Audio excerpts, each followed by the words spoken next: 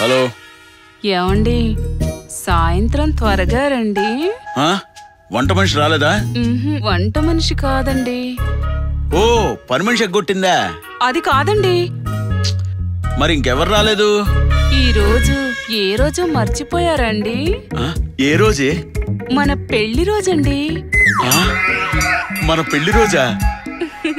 అయితే హల్వా తెమ్మంటావా, మల్లెపూలు తెమ్మంటావా, మామిడి పిందులు తెమ్మంటావా, మంచి జాంపళ్ళు తెమ్మంటావా,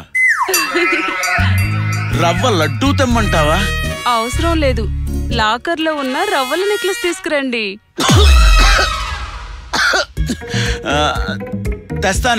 తెస్తాను, తప్పనిసరిగా తెస్తాను.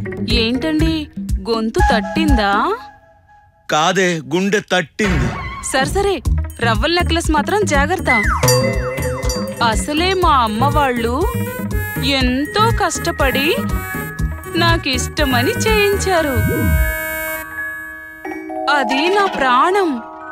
మరి అదేంటే పెళ్లికి ముందు నేనంటే ప్రాణమన్నావు, తాళిబొట్టంటే దైవమన్నావు, మరి ఇప్పుడిదేంటే? అది ఒకప్పటి మాట. మరి ఇప్పుడు నా సాపి చెప్పింది చేయండి. ఏవే, నీకా రవ్వల నెక్లెస్ ముఖ్యమా, ఈ తాళిబొట్టు ముఖ్యమా? తొక్కలో తాళిబొట్టు అది ఉన్నా ఒకటే. రవ్వల నెక్లెస్ మాత్రం జాగ్రత్త. దానికేమైనా జరిగిందా?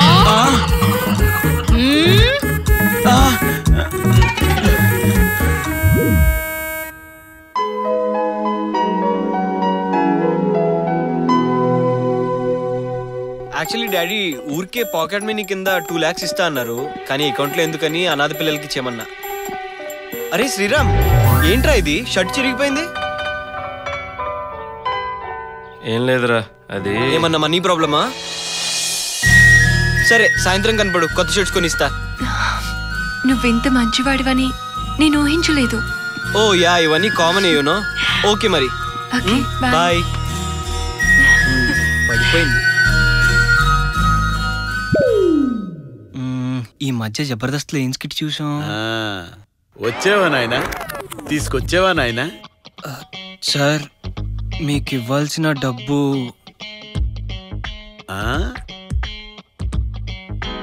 డబ్బు ఇవ్వడం ఆలస్యమైనందుకు బాధపడుతున్నావా?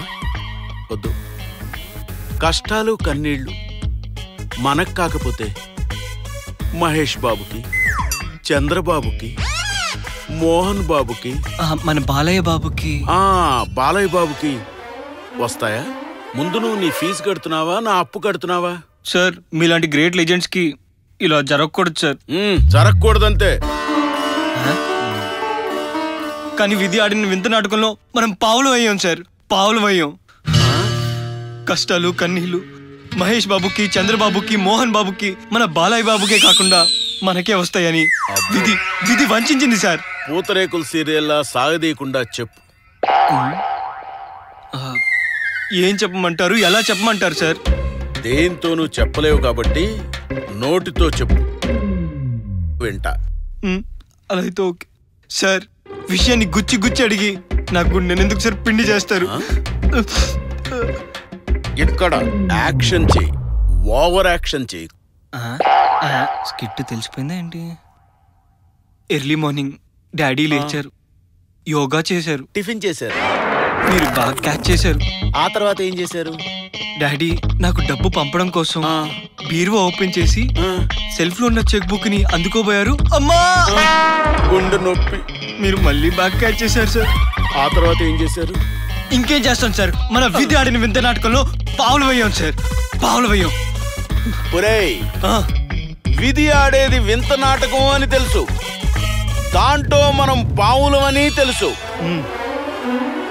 ఈ విధి ఇంకెన్నాళ్ళు ఆడుతుందో చెప్పరా? నాకేం తెలుస్తుంది సార్, జబర్దస్త్ ధనరాజ్ని అడిగితే తెలుసు.